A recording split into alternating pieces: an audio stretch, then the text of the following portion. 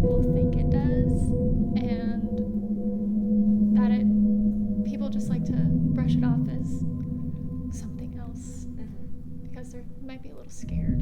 I'm not gonna lie, I'm very skeptical about this stuff. There's a lot of things in life that I'm skeptical about, and ghosts is one of them. I hear a lot of people tell me about them because, like, Mexican people are very superstitious, as I know them, and they're very much in the belief that there's ghosts, bad ghosts, good ghosts. But I'm a very skeptical person. I'm like, well, I've never seen one, but that doesn't mean I can rule it out.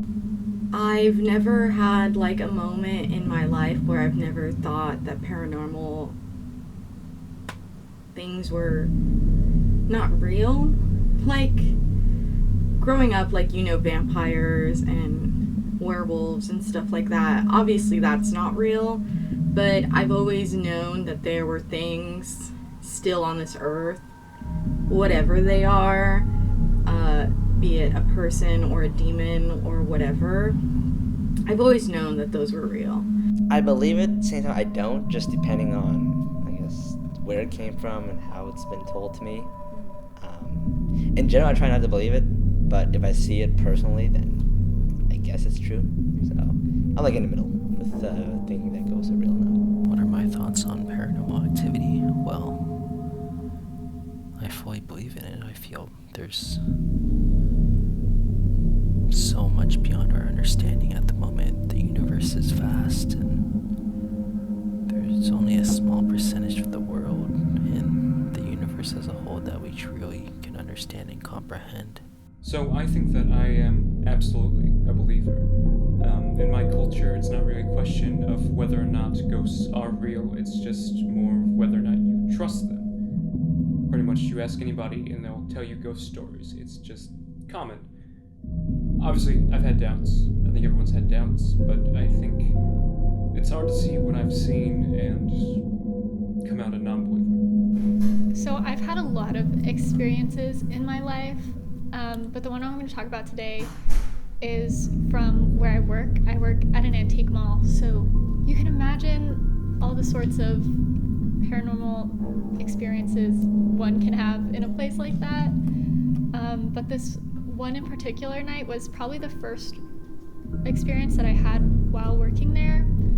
It's probably in like 2018 or so, and it was me and two of my other coworkers. We closed up the store. There was nobody left in the store except the three of us. And near the register, while we were closing it out, we had this rack of toys, and everything in there was like pretty stuffed in there. Like it would take a lot of effort for somebody to like pull something out or for it to fall. And something fell out, and we all freaked out because we're like, oh my god, what is, like, how did that even happen? Because it would be so hard for that to just fall out. And then we were like, oh, maybe there's somebody left in the store. We looked around, but we were the only ones left in there. And then a couple minutes later, we heard footsteps going on down our stairs. And the stairs we have, it's like an old metal staircase, so like the noise of people walking up and down it is very distinct, and it's like it's really couldn't have been anything else. It was like the sound of footsteps on our metal stairs. And after that, we got really scared because it just couldn't have been anything else except footsteps. So at that point, we're like, there's definitely somebody in here. Like it had like to have been a customer. So my coworker got so scared that he grabbed a golf club and like went down there, like ready to yell at a customer. But again, we were the only people in the store. There was nobody else in there. So I think it might have been a ghost that knocked down a toy and then walked downstairs. My story is not my own. It's actually my mother's, but I don't think she would lie about this. So when my mom lived in Mexico with my dad in his like house, they lived in this place, and in the middle was like a park, and then the houses surrounded the park. And the floor was like kind of like a brick floor. It wasn't like asphalt that they have here in America.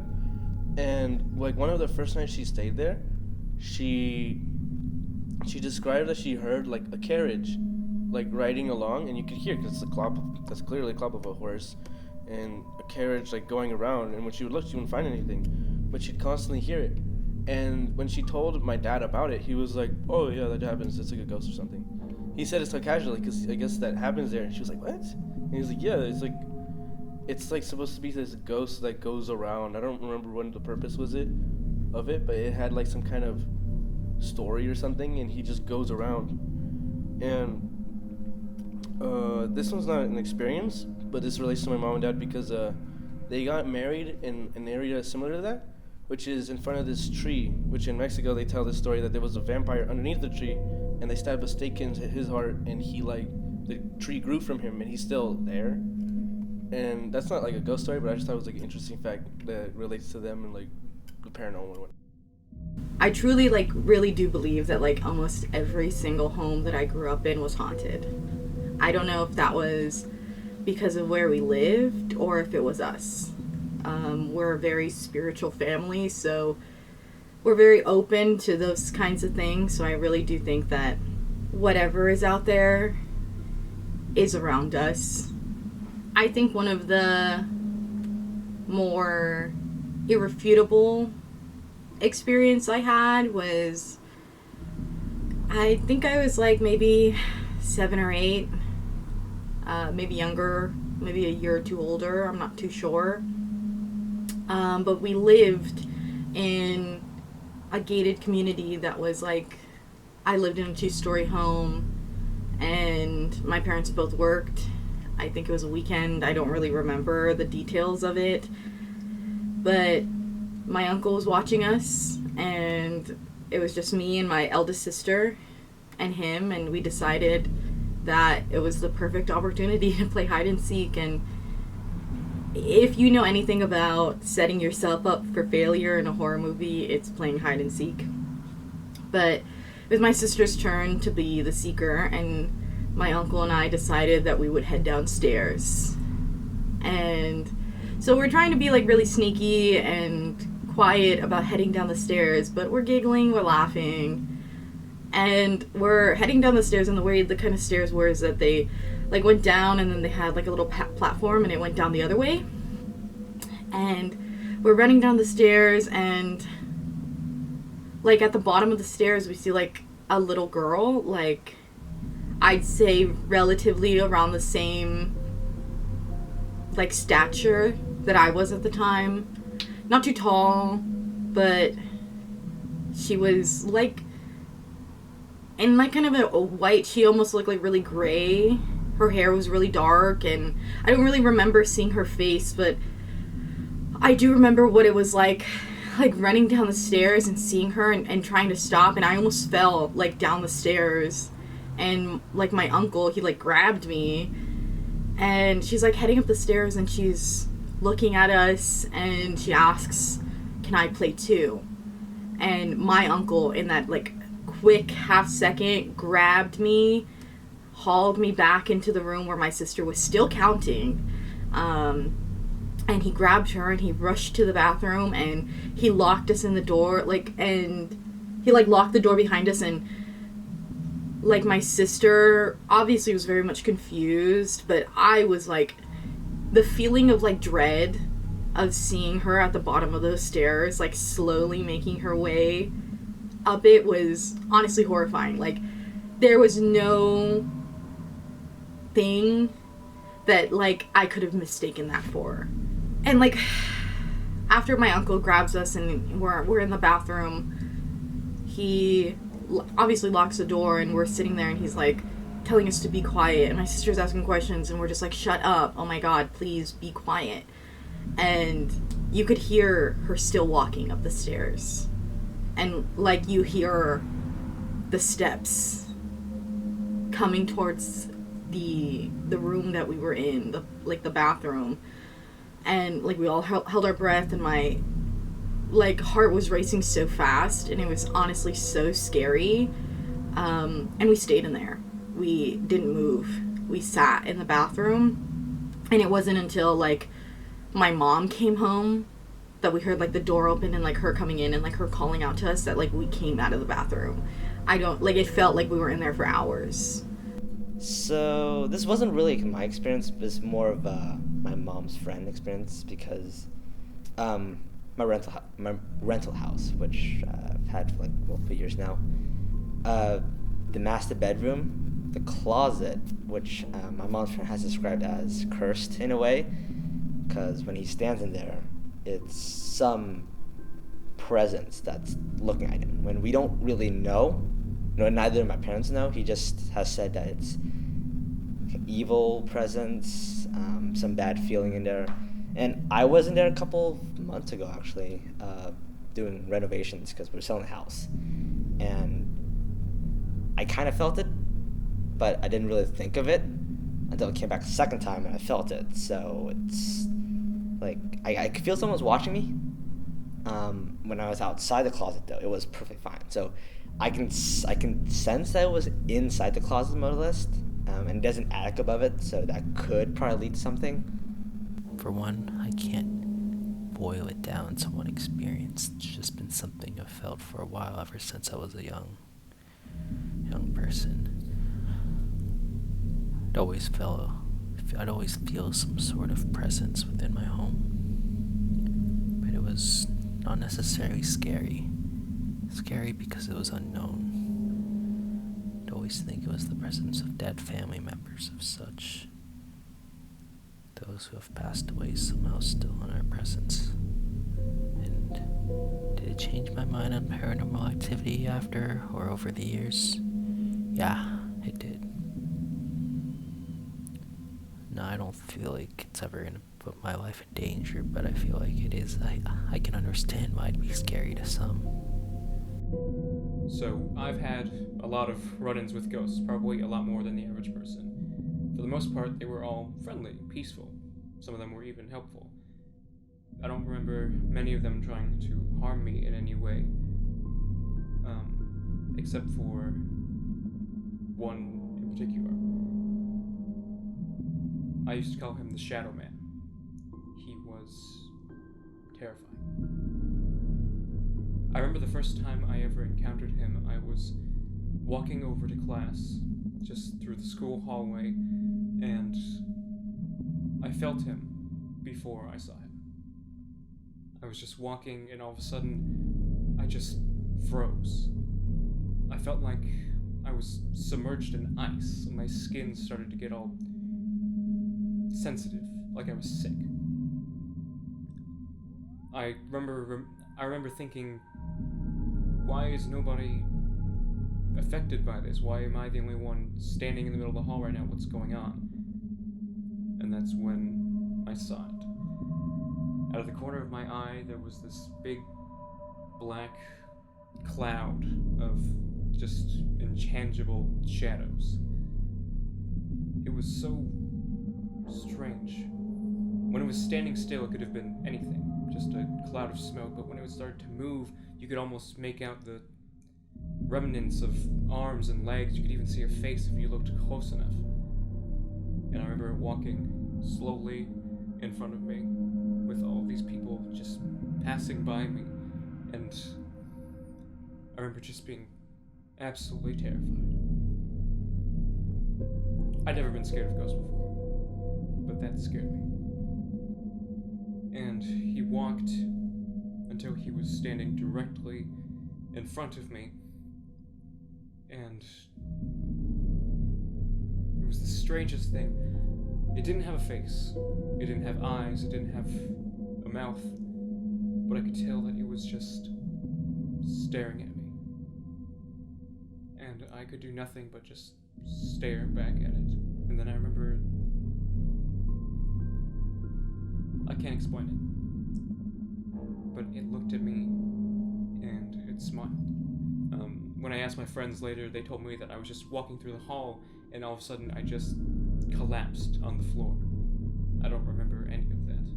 If I'm being completely honest, the only reason I remember any of that now is because about 2 weeks ago, I saw him again. I was just coming home from work, and I opened the door to my room, and I just felt cold again. I looked out my window and I saw this figure standing there. And now that I'm older, I was a lot more terrified because I knew that something was not supposed to be there, but I couldn't move. I felt like I was a little kid again. I remember just staring at it, and it was odd. Obviously, I was terrified. But in a weird way, I almost felt comforted to see him again. After a few seconds, he disappeared. And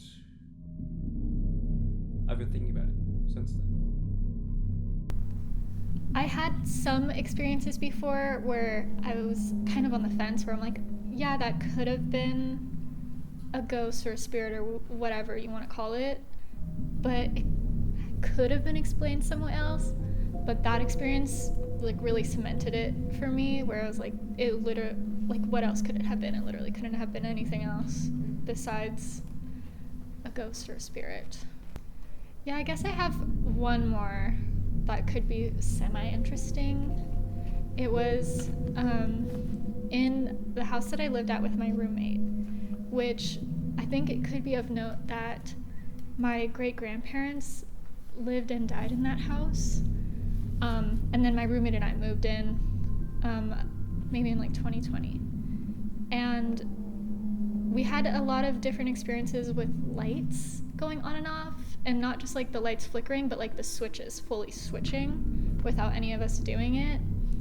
And the one of the scariest ones that happened to me was I was taking a shower, and the bathroom in that house was a little weird because the light switch was outside of the door and not inside the actual bathroom. So you had to turn it on and off before you went inside. So I was in there, and all of a sudden the light turned off, and I thought it was my roommate. And so I yelled out, and I was like, hey, I'm in here. What are you doing? But I heard nothing back, and I was like, that's so weird. So I looked out the window, because that window in the bathroom faced our driveway. And I realized her car wasn't there. Like, I was home alone the whole time. But when I walked out of the bathroom, I saw that the light switch had been switched fully off. It wasn't just the light going out or anything. And that happened multiple times with a lot of the different lights around our house, where the switch would just fully flip down out of nowhere. But like as a kid, my grandma, she had like these dolls.